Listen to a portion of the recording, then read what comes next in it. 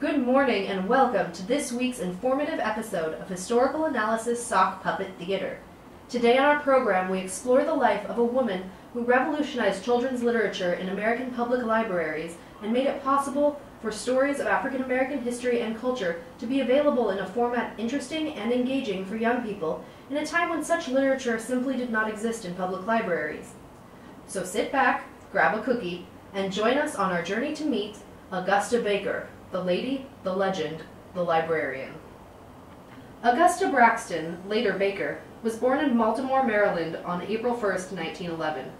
The only child of Mabel and Winford Braxton, both teachers, she had the full benefit of her parents' appreciation for the value of education and reading. Augusta was named for her grandmother, who would read stories to her when her parents were at work. The grandmother, Augusta, grew up as a slave, but was taught to read and write because her mother worked in the main house. My grandmother took care of me during the day while my parents worked. She was a wonderful storyteller, and I was constantly harassing her to read to me. She told me the old English tales and, of course, Brer Rabbit stories, but not with dialect. As an only child, I was entertained for hours with her wonderful stories. When Augusta was 16, she started at the University of Pittsburgh. At 17, she married James Baker, a social work graduate student. Together, they moved to Albany, New York. Augusta had some trouble transferring to the New York College for Teachers, today known as State University of New York School of Education. They at first refused to admit her unless she completed her practice teaching at an off-campus segregated school.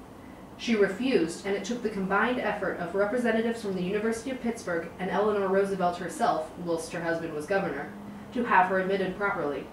When I transferred to SUNY, it was very prejudiced times. Mrs. Roosevelt had to use her influence to get me into the college. It didn't want any black students, but it also didn't want to go against the governor's wife. So I got in. However, though she was finally welcomed into the program, she eventually realized that she did not want to follow her parents' footsteps and become a teacher. Rather, she wanted to work with books. She was the first African American at SUNY to receive a librarianship master's degree. Augusta had a son, also named James. She and James Sr. divorced, however, and she remarried in 1944 to Gordon Alexander. In 1937, she began work at the 135th Street Harlem branch of the New York Public Library System as a children's librarian. She was one of only about 10 other black librarians in the entire system. It was there that she discovered a gaping hole in the available literature for children. She was content with the size of the collection of books about African American history and culture in the nonfiction section, but was sorely displeased with the lack of juvenile fiction in that area. As a children's librarian, Augusta also held youth programs and story time. In fact, she trained with Mary Gould Davis, at the time the storytelling supervisor for the New York Public Library, in storytelling technique. She learned that she particularly enjoyed telling Haitian and African folk tales. Baker's storytelling style was either dryly witty or humorously inclusive, depending upon her story and her audience.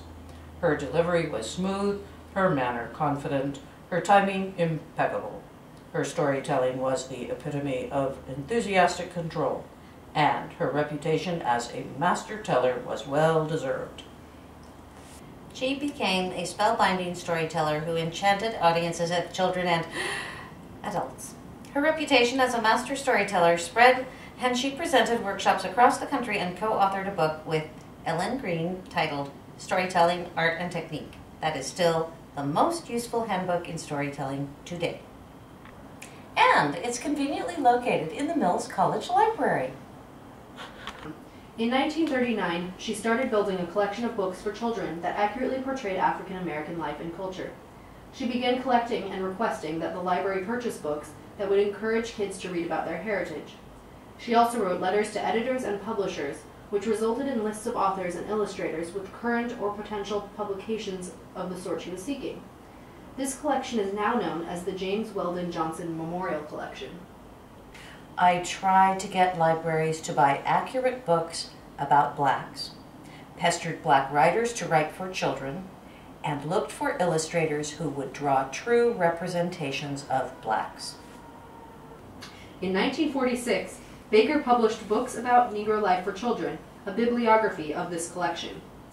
Baker writes in the introduction, It is the purpose of this list to bring together books for children that give an unbiased, accurate, and well-rounded picture of Negro life in all parts of the world. Language, theme, and illustration have been scrutinized with this aim in mind, and choices made accordingly.